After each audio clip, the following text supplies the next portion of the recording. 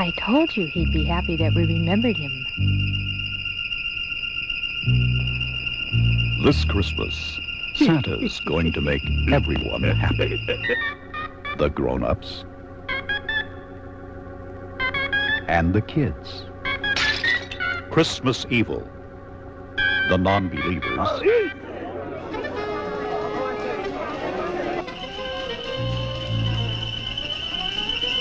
Watch out! and the screamers. And this Christmas, you better believe in Santa, or he'll slay you. Merry Christmas, Frank.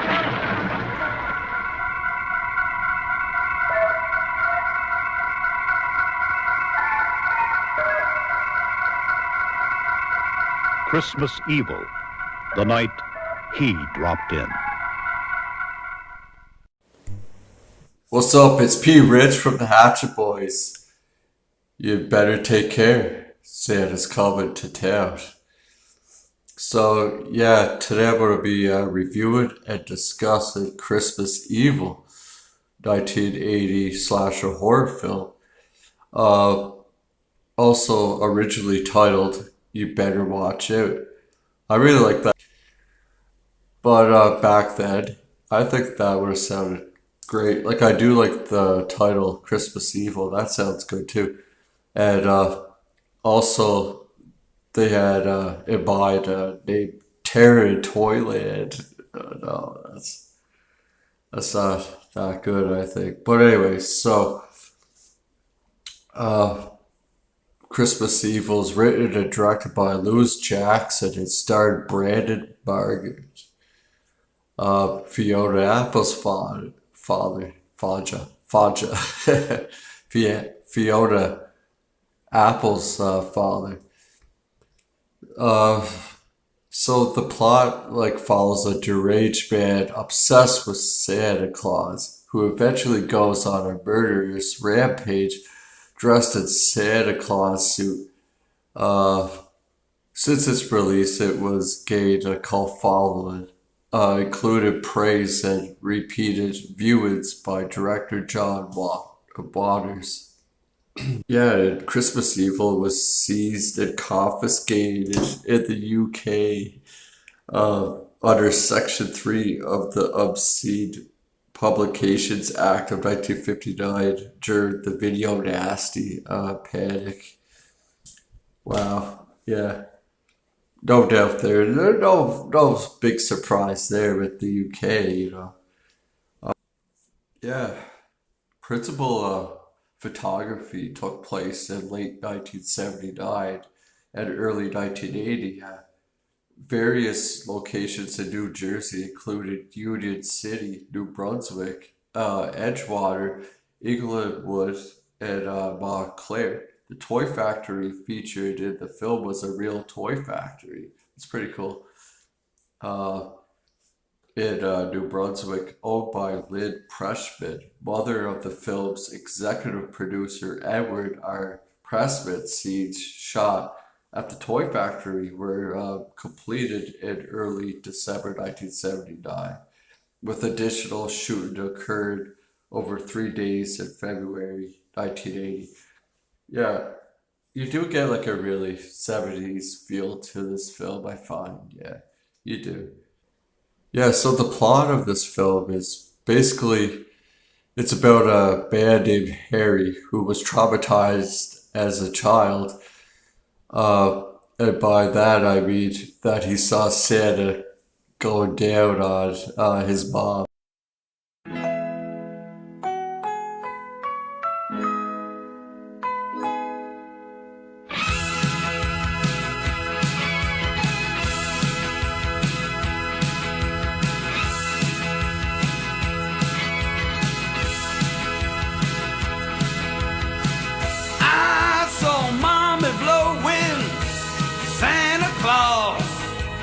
Sucking on his candy cane all night. His belt dropped from his waist. Bells jingled at a quickening pace. He ho-ho-ho, then shot his load all over Mommy's face. So he he grows up and has become completely obsessed with Santa and idolizes the jolly old elf so much to the point where it's rather unhealthy. And Harry now works at a toy factory that's more interested in profits than donating toys to the children's home. All of his peers and bosses think of him as a like schmuck, and they like make fun of him and bully him and take advantage of his kindness. Harry also keeps tabs on the neighborhood kids, watching them and judging who's been naughty or who's been nice. Kind of creepy. It's fucking creepy, I tell you. Yeah, in like a pedophile way, yeah. But that's not Harry's not like that though. He honestly thinks he's the fucking real Santa Claus. Like that's what I like throughout this film. You see him getting like more and more like mental, I guess. Like yeah. He gets more and more crazier as the movie goes on. Um he even fucking crazy glues the Santa Claus beard on his face. Like it's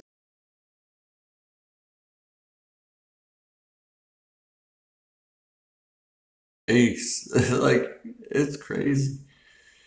Yeah. So Harry becomes more and more mentally unstable, even making himself a Santa suit he wears when he delivers the toys he stole from work in a van with a sleigh painted on his van. It's even like a creepy ass fucking old white van you would see like a pedophile's drive. But anyways, like I said before, he isn't, but like it just it comes off like that. I find. So yeah, he's driving around in this van, painted up with a sleigh on it, delivering toys that he stole from his work to children at the hospital. And this is actually important to remember to children's home and all the good boys and girls in his neighborhood. And then there is a part of Christmas Evil that sort of takes a turn into slasher territory. And I wasn't expecting this whatsoever, man. I just watched this recently. But yeah, anyways, I wasn't expecting it at all. As Harry gets revenge on those who have been naughty to him, until he's eventually chased down by a mob carrying torches. Oh man, it's great. Like, this is like in the 80s, 1980. So, it's like they bring back like that, like the villagers chasing down Frankenstein, like the Frankenstein's monster, which I thought was really a great idea. I like that idea. I think it's pretty cool that you get a modern day horror film. Well, like not modern nowadays, but back in the 80s, like in a modern time, like people chasing him down with like torches. It was cool. They should have did that for Halloween Kills. That would have made that movie even fucking goofier. But anyways, I like it in this though. It works. So the town like apparently believes in hunting down criminals like they would in Frankenstein's monster, like I was saying. It drives Harry goes to his brother's house and he's like, look what I've done. I'm like basically like he's lost his mind, like so bad. And his brother like chokes him out and he's like saying, look what you done, you like killed people and whatnot. So Anyways, Harry ends up punching his brother in the face and driving off. And he drives his van right off the fucking bridge. But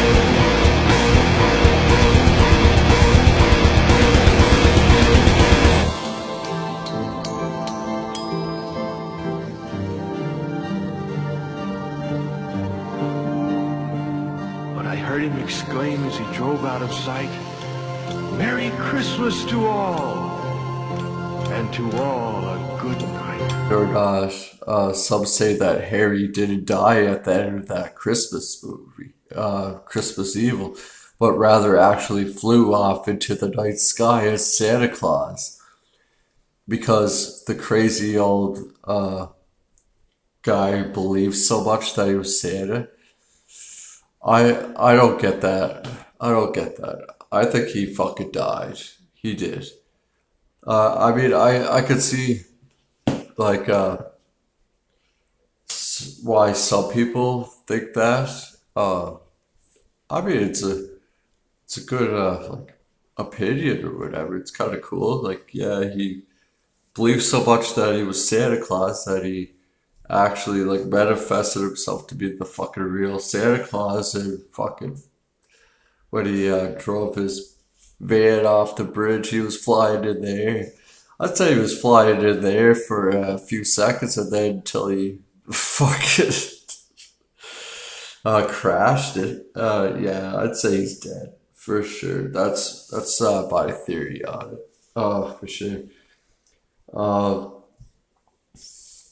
Yeah, but you get a couple scenes where yeah, he kills people, and it's great. I really enjoyed that. When he's standing outside the church and he sees his boss and another guy he works with, and he like starts like getting pissed, and he just pulls out like this fucking like nutcracker thing with a sword on it and shoves it at this person's eye, man. It's fucking awesome. And then he takes like a hammerhawk like fucking hatchet and gets the guy in the head with it. Oh man, it's pretty good. Like I wasn't expecting that whatsoever. Oh.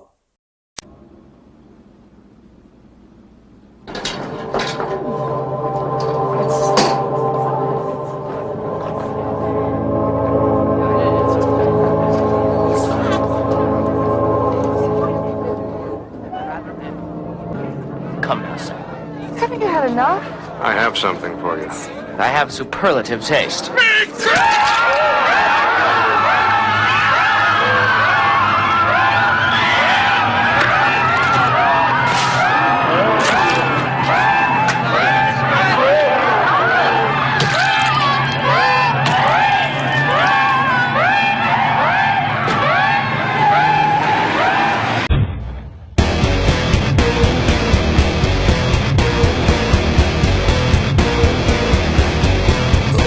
Impression seeing this movie. Oh, I did a watch along on my channel here. And I had Texas Hardcore with me watching the movie. Yeah, it's a great video. If you want to watch that, I'll just put it up.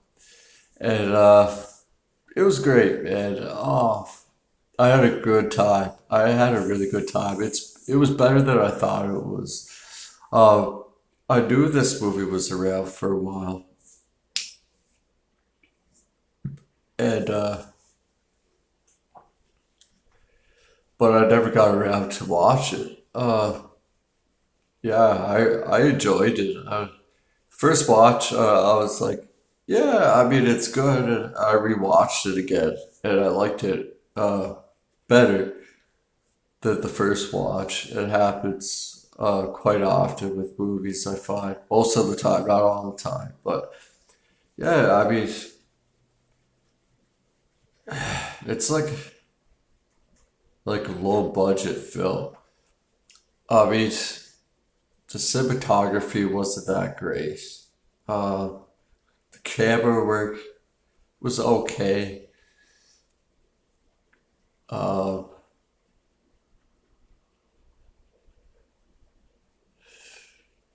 Yeah, I mean, the color isn't like the best. I find it's definitely outdated, like outdated a lot. Yeah. Um, but even with Silent Night, Deadly Night, I thought that was filmed way better. Like their camera angles in that film and the cinematography was like pretty well done in Silent Night, Deadly Night. But in this film, uh, yeah, I didn't really think it was that great to be honest. The sound, I mean, it's not the worst, but yeah, it's outdated for sure. Sound effects are pretty bad. Yeah. Uh, Story structure, I like it. I like it a lot. I think it's great. It reminds me of Taxi Driver with Robert De Niro for sure. And yeah, I really like it. Uh, yeah, I thought the story structure was great too. As the movie goes along, you see him get like crazier and crazier. I really like that. Like he really believes more and more and more that he's Santa. Like that scene I was talking about where he like fucking like crazy glued like the beard on his face and everything, man. Like it's awesome. Uh, yeah, the killings in this film aren't too bad. I mean, they're not like outstanding or amazing, but they're pretty decent. I recommend this movie. I do, for sure. Uh, what do I rate this movie as? I give it a 7 out of 10. Yeah, I liked it. Uh, yeah, it was a lot better than I thought it would have been too. Was it the first Killer Santa Claus horror film? The first like Killer Santa Claus horror film was 1972's Tales from the Crypt uh, movie. There, they have a story with the Killer Santa. Uh, it's called Silent Night, Bloody Night, which is great. It's a real old film, but it's great.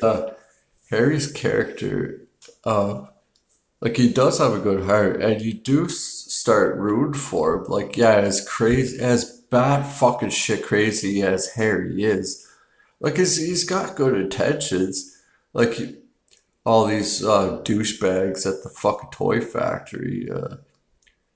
Well, obviously they want to make money off the products and all that, but Harry's like, no, I'm fucking Santa Claus. I'm giving all the kids that deserve these toys to them, which is, I like that. I do like that. So it's like, I mean, he does kill a few people. So is he like misunderstood? But yeah, he's got mental issues, 100%. But like, you do kind of root for Harry in a way, you do, because like, you know, he's got like really psychological mental illness, and he's just trying to help out the kids and give like less fortunate kids and good kids, uh, sick kids in the hospital like presents. Like, I mean, nothing wrong with that. He stole them all from his work. Like, who gives a fuck? Fuck this toy factory place and all those people. So, yeah, man. I mean, you do kind of start rooting for Harry for sure. Which I like that in the film. I do like that. Yeah, apparently, all the fake snow was cut up pieces of plastic bags blown around by a fan. I would have never guessed that. Like, it does look good. It looks like snow. I mean, that's pretty cool. And when Harry slips and falls while running, it was unscripted. Brandon Maggart really did slip, and Lewis Jackson used it in the film. Yeah, it makes it more realistic. Yeah, this film it does feel like realistic for sure. Uh, Director Lewis Jackson came up with the basic idea of this film after smoking marijuana one night during the 1970s and seeing a version of Santa Claus holding a knife. It's pretty cool. So, although the success of Halloween 1978 helped to get this film produced, it was written prior to that movie's release. Written director Lewis Jackson does not consider this movie to be a slasher film and feels that it has more in common with Frankenstein. Yeah, I get that. Like, yeah, there are some slasher moments in this film, but I don't really consider it too much of a slasher film either. Like, not like Silent Night, Deadly Night, or like Halloween, like those kinds of slasher films. I don't. I find it's more like just like a horror film, I guess, like kind of psychologic. I don't know, sort of in a way. I don't get a whole lot of slasher in this. Like in a couple parts, you do. I find you do. Um, so the Children's Hospital and the news report about it showing on the TV at one point were based on real life Willowbrook State School in New York, where children were kept uh, for years until investigation journalist Gerald Rivera exposed the pitiful state of the hospital, which led to the 15 years later. The exposed was called Willowbrook, the latest great disgrace in 1972, and earned Rivera a Peabody Award. So yeah, if you like this video, feel free to like, share, subscribe, and all that stuff. Alright, that's my review for Christmas Evil. I have Watch Law tomorrow night coming up, and hope to see you all there. Alright, have a good night, everybody. Bye.